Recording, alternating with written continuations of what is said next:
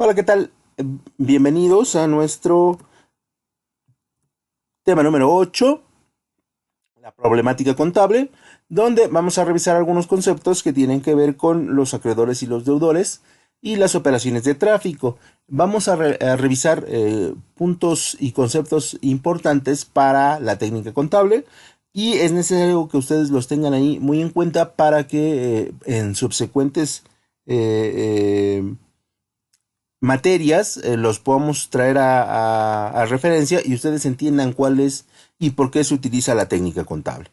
¿Sale? Vamos a continuar con esta línea de hacer un video muy corto en términos generales y por la situación del examen que tenemos.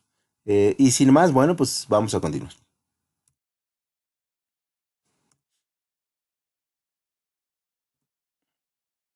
Cuando hablamos de clientes y deudores, nos estamos refiriendo a, en el primer lugar, a personas que les vendimos producto, mercancía, ya sea como una empresa comercial, ya sea como una empresa industrial, eh, ingresa dinero.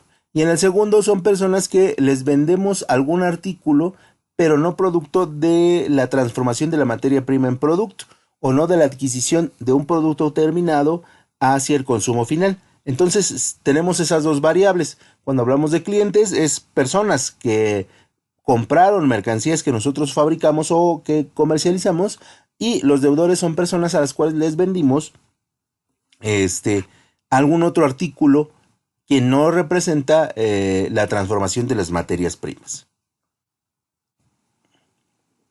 Tanto los clientes como los deudores diversos representan un financiamiento que nosotros hacemos para la adquisición, ya sea de nuestras mercancías o ya sea del objeto que les hayamos vendido. Por lo tanto, siempre vamos a establecer esta referencia. Ya seas cliente o deudor, tienes un financiamiento con nosotros. Ya dependiendo del tiempo y la duración en la que hemos tenido una relación comercial, pues podemos darte más crédito o menos crédito. Esto dependerá, evidentemente, del tipo de producto que hayas comprado y dependerá de los años que tengas trabajando con nosotros. Por lo tanto, siempre se les va a dar un crédito. Puede ser el mínimo de 28 días o puede ser el máximo de 120 días. Por lo tanto, el deudor diverso es una cuenta contable colectiva donde vas a aglutinar a todas esas personas a las que has dado un financiamiento, pero que no es producto de la venta de mercancías que tú produces. Eso debe quedar bien claro para que ustedes lo puedan considerar y no lo confundan con los clientes. ¿Sale? Los clientes son personas a las cuales nosotros les vendimos mercancías producidas por nuestros procesos productivos. ¿Sale? Y entonces ahí a las personas que no les vendemos producto que nosotros elaboramos, pero que les damos financiamiento, se les consideran deudores diversos. Incluso puede ser que los trabajadores se conviertan en deudores diversos en el momento en que en el momento en el que ellos ejercen un préstamo por parte de la empresa y nosotros lo avalamos. Es ahí cuando se vuelve un deudor diverso porque le estamos dando financiamiento.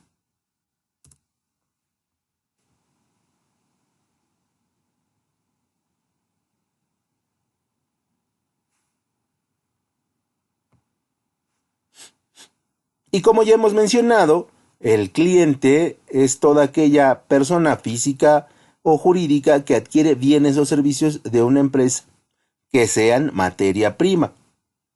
Y de los deudores adquieren bienes y servicios que provienen de la actividad principal de la empresa, pero no la más importante. Entonces, esa básicamente es la diferencia con la que nosotros contamos para establecer una relación entre clientes y una relación entre deudores diversos. ¿Sale? Parecería que son las mismas porque al final vendemos, pero no es así. Debemos establecer siempre esa diferencia y establecer, por ejemplo, en el caso de clientes, sí podemos hacer un catálogo de clientes contable, pero para deudores no. Para deudores todos serán exactamente los mismos. Y dentro de la clasificación de los clientes vamos a tener aquellos que se consideran insolventes o de dudoso cobro. Normalmente esto sucede cuando el financiamiento que se les ha dado por el periodo que sea ha expirado y por lo tanto ellos se les considera que es difícil que paguen su deuda contraída con la empresa y pasan a una cuenta que se le llama cuenta de deudas de cobro o estimaciones insolventes. ¿Por qué? Porque seguramente la empresa tiene dificultades para pagar, porque o los clientes tienen dificultad para pagar y vamos a iniciar un proceso, puede ser judicial o un proceso de recuperación de ese dinero que nos debe. En términos empresariales es un acto complicado el recuperar cantidades fuertes de dinero, pero bueno, son los riesgos que se corre al ejercer un financiamiento.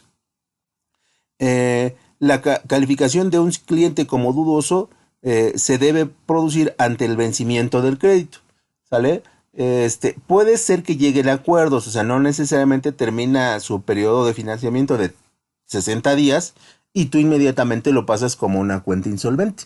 Puede ser que la empresa se ponga en contacto contigo y te dé una carta de intención y te diga que te va a pagar en una determinada fecha o un determinado monto en cada exhibición. Esto es, cada mes te voy a pagar el 20% de la deuda, ¿no?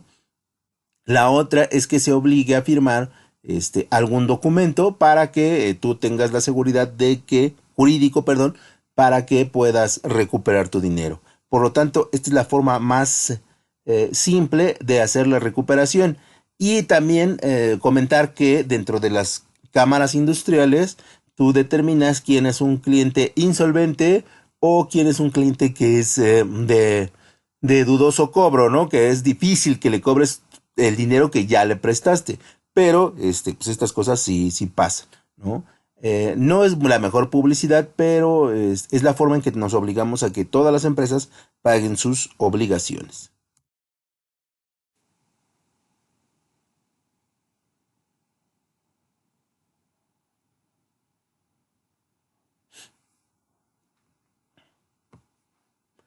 Técnicamente hablamos de un cliente insolvente cuando han pasado 6 meses del vencimiento de su financiamiento. Esto es, yo tenía un crédito con la empresa de 28 días, no lo pagué, han pasado 6 meses y me convierto en insolvente. Siempre y cuando no haya una carta de intención que me diga que me va a pagar.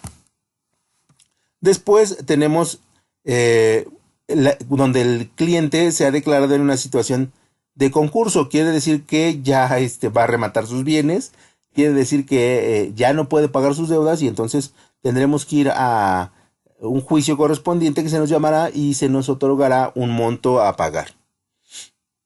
Si el deudor está procesado por el delito de alzamiento de bienes, esto es, está en quiebra, seguramente ya no nos va a pagar y tendremos que hacer un procedimiento judicial para recuperar nuestro dinero. Y cuando el cliente ha sido reclamado judicialmente, esto es que empieza un proceso judicial dentro de alguna institución penal, ¿no? Entonces, ahí es cuando ya lo declaramos insolvente y tendremos que ejercer acción penal contra la empresa para recuperar nuestro dinero.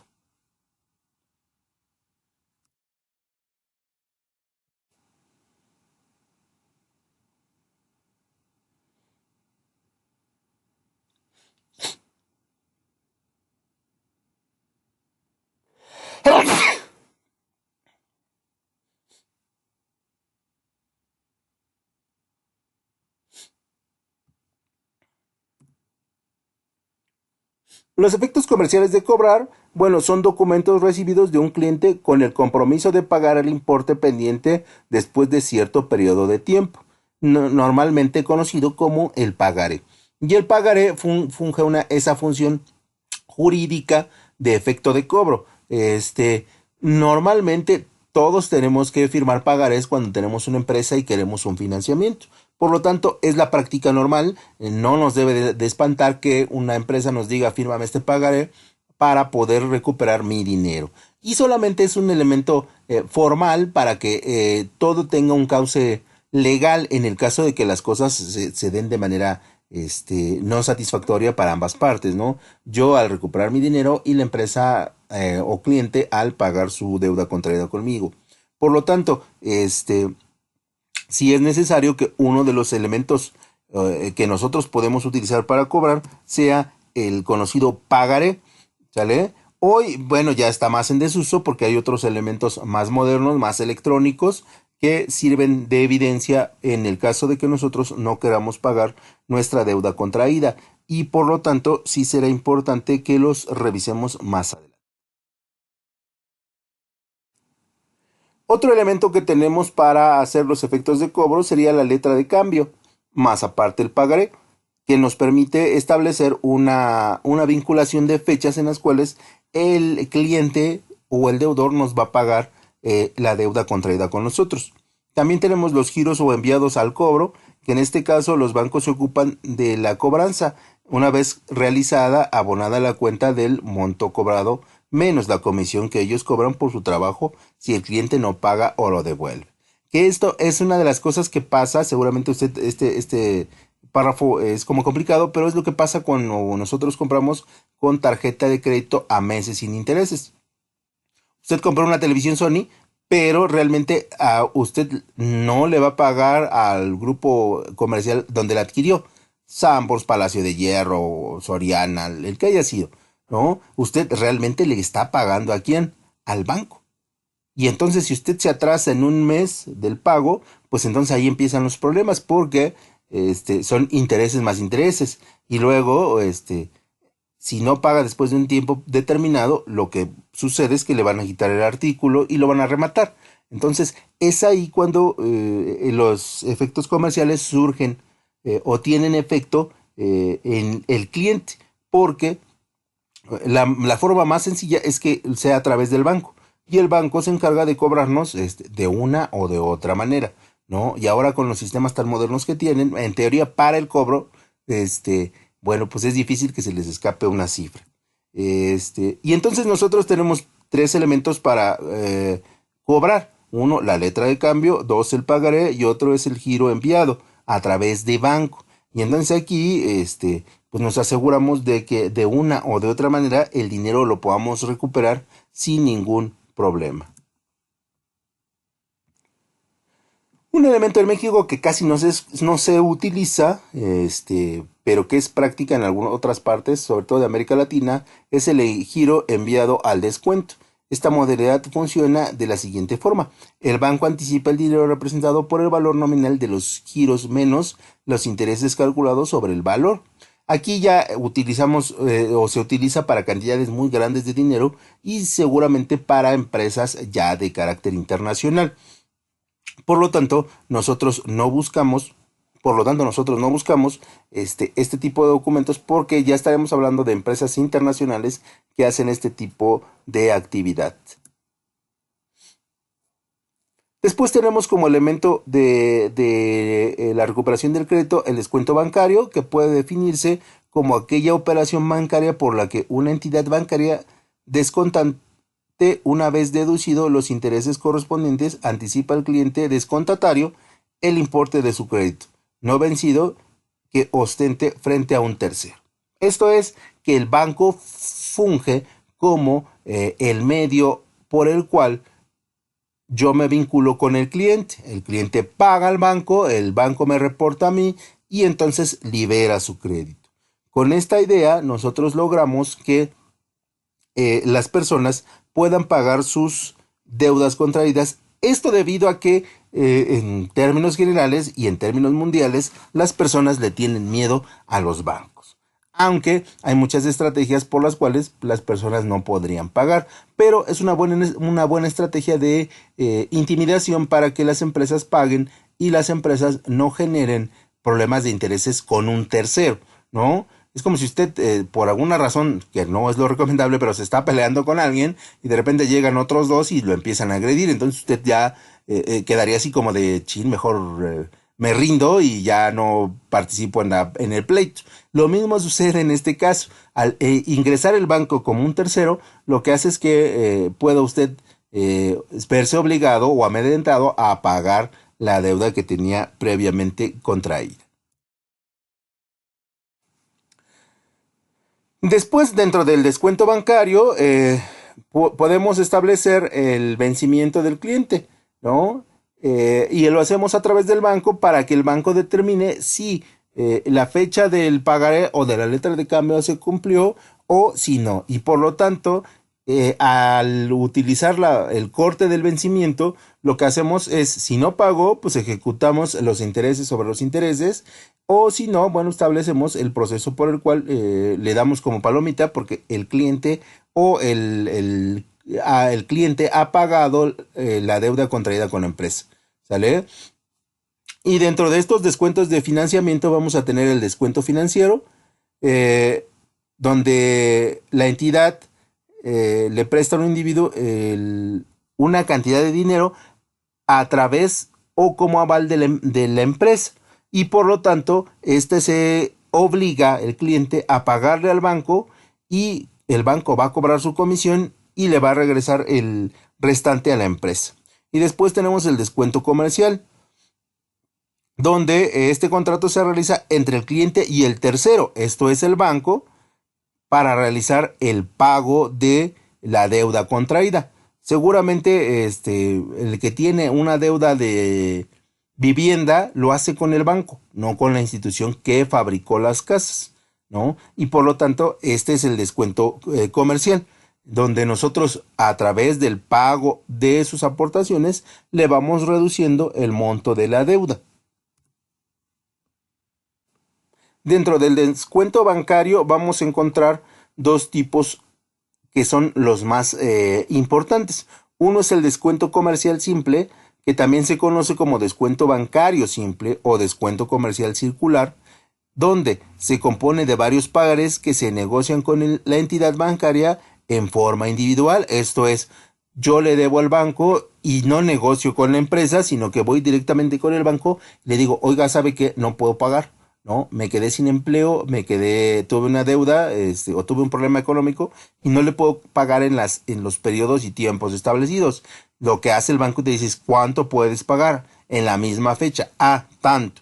Y entonces hacen una carta donde avalan que se va a reestructurar la deuda y que por lo tanto nosotros tenemos la posibilidad de pagar una cantidad menor y que, bueno, la deuda continúa, simplemente se extiende.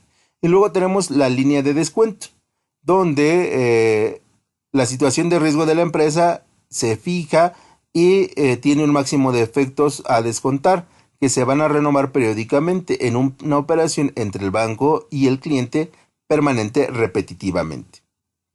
Esto es, no te voy a pagar en tal vez por mes, te voy a pagar cada 6 meses, pero el monto que te voy a pagar es muy fuerte y eso le va a reducir tanto a intereses como a el capital que yo tenga destinado en relación a la deuda que tengo contraída con la empresa. Por lo tanto, estos dos descuentos son siempre los más utilizados.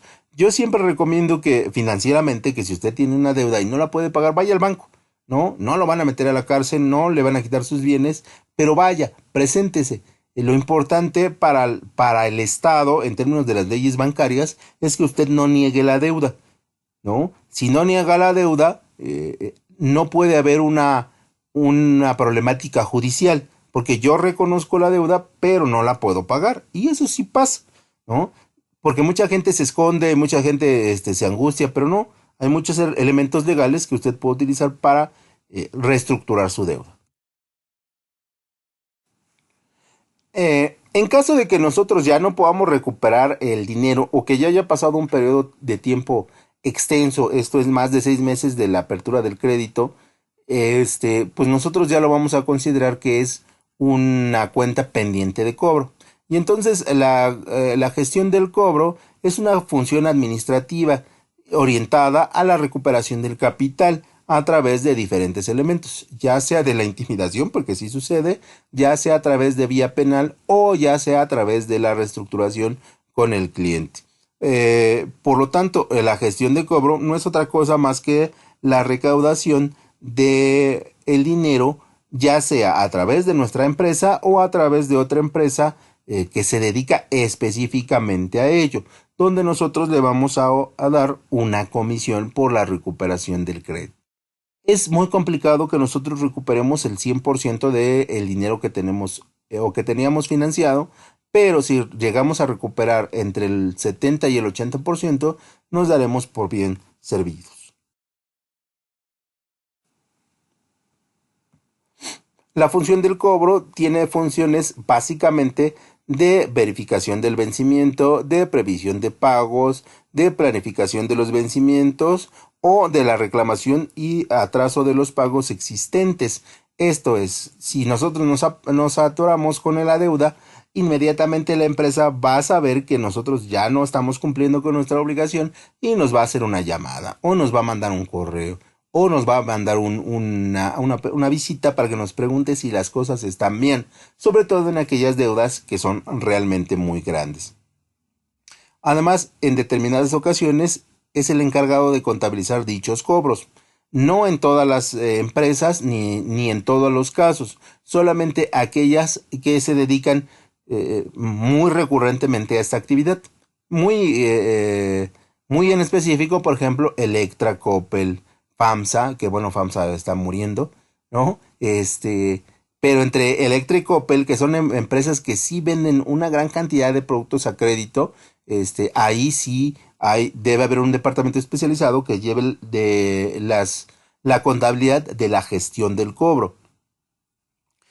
Porque, pues, Electra es una de las empresas número uno en México que ejecuta la venta de artículos a crédito, ¿no? No hay otra como Electra. Y entonces debe tener un equipo grande de personas que recuperan el dinero que la gente adquiere o la deuda que adquiere las personas en función de la mercancía. Por eso es que los plazos de pago son tan extensos en Grupo Electro. ¿Vale?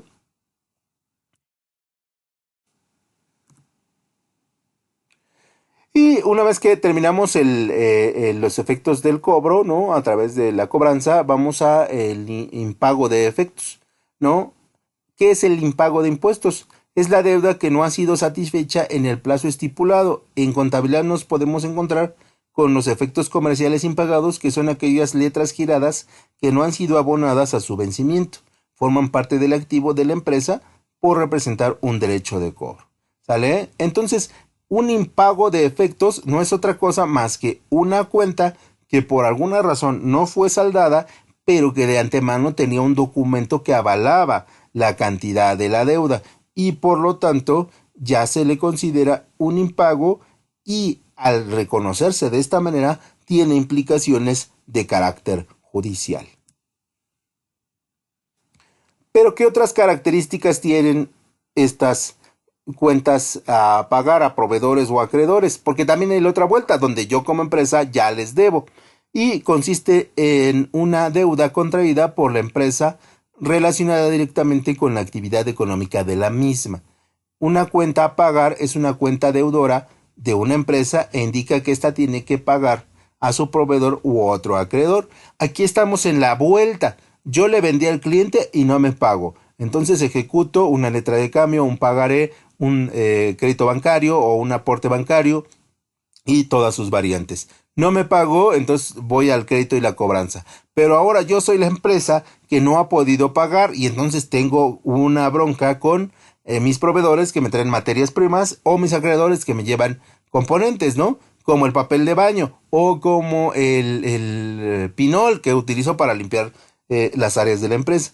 Entonces ahí yo me considero un incumplidor de mis obligaciones. Por lo tanto, sí es necesario que yo vea cuál es el procedimiento para el pago con proveedores y acreedores diversos.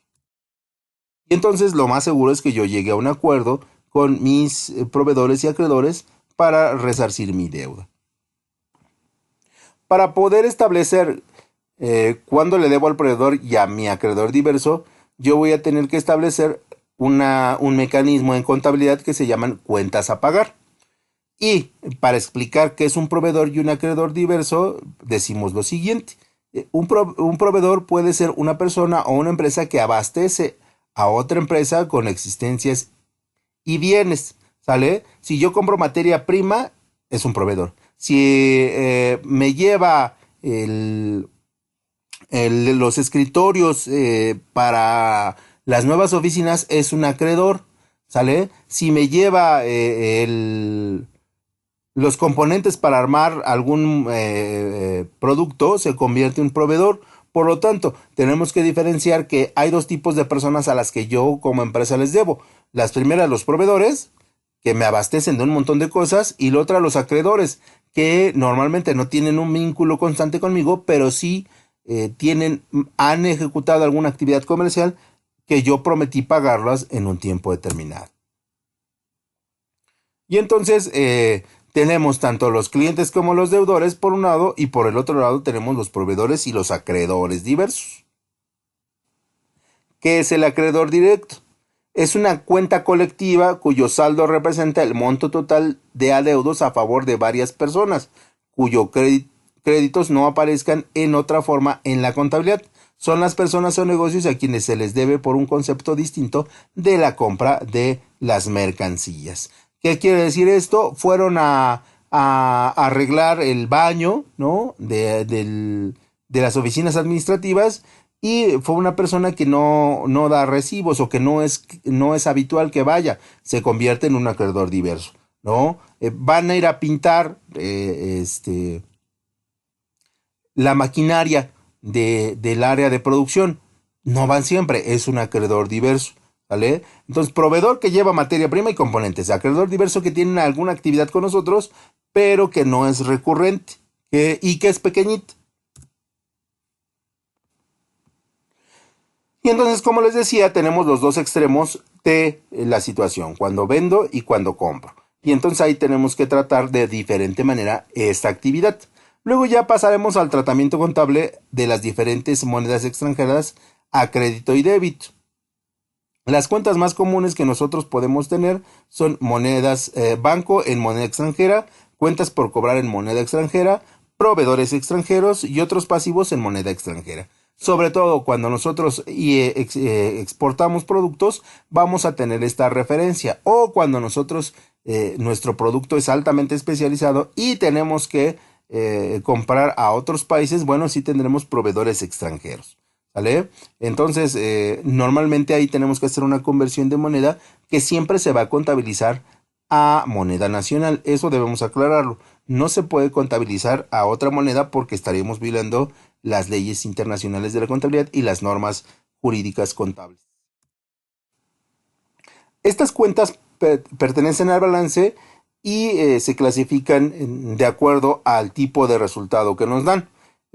Nosotros las contabilizamos como proveedores extranjeros, ese sería su nombre, como intercambio de moneda extranjera, como acreedores en moneda extranjera. Y bueno, ese sería el tratamiento contable. Sin embargo, en los estados de resultados necesitaremos una cuenta donde se registren las diferencias que se producen por las variaciones en el tipo de cuenta.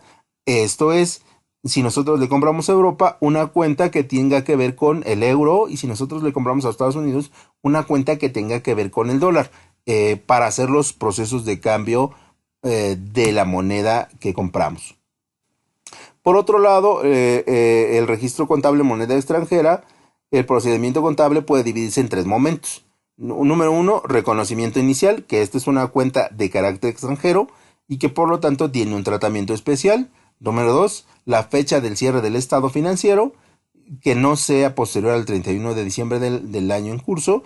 Y la fecha de realización, que es en qué momento nosotros ejercimos el intercambio comercial con la moneda extranjera. Y bueno, considerando que tienen examen, hasta ahí le vamos a dejar el día de hoy. Por su atención, muchas gracias y que tengan un excelente examen, muchachos. Nos vemos en un ratito.